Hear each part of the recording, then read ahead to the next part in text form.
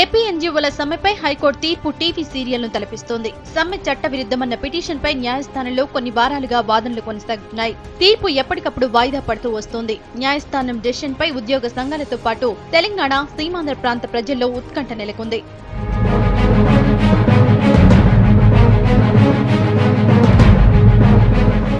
ప్రజా ప్రయోజనాలకు వ్యతిరేకంగా ప్రభుత్వాలు రాష్ట్ర విభజనపై నిర్ణయం తీసుకున్నాయంటూ రెవెన్యూ ఉద్యోగుల తరపు న్యాయవాది ఇవాళ వాదనలు వినిపించారు. ఏపీ ఎన్జీఓలు భారత పౌరులుగా సమ్మె చేస్తున్నామని వివరించారు. ప్రజా ఉద్యమంగా మారిన సమ్మెకు 6 కోట్ల మంది మద్దతుందన్నారు. కేంద్రం నిర్ణయం నిలుపుదల చేసేందుకు ఇంజెక్షన్ ఉత్తర్వులు ఇవ్వాలని కోరారు. రెవెన్యూ ఎంప్లాయీస్ వాదనలపై కోర్టు సీరియస్ అయింది. ప్రభుత్వానిది ఏకపక్ష నిర్ణయమని ఎలా వాదిస్తారని ఆగ్రహం వ్యక్తం చేసింది. లోక్సభ, రాజ్యసభ, రాష్ట్రపతి 3 వ్యవస్థలు విభజన బిల్లును ఆమోదించాల్సి ఉన్నప్పుడు భిన్నాభిప్రాయాలు వ్యక్తమవుతాయి కదా అంటూ ప్రశ్నించింది.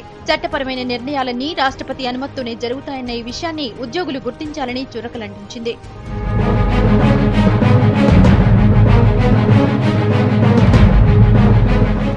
సమ్మె కొనసాగింపుపై ఏపీ ట్రెజరీ ఉద్యోగులు రేపు కోర్టులో వాదనలు వినిపించనున్నారు. ఫైనల్ వాదనలు ముగిసిన తర్వాత కోర్టు తీర్పు వెల్లడించనుంది.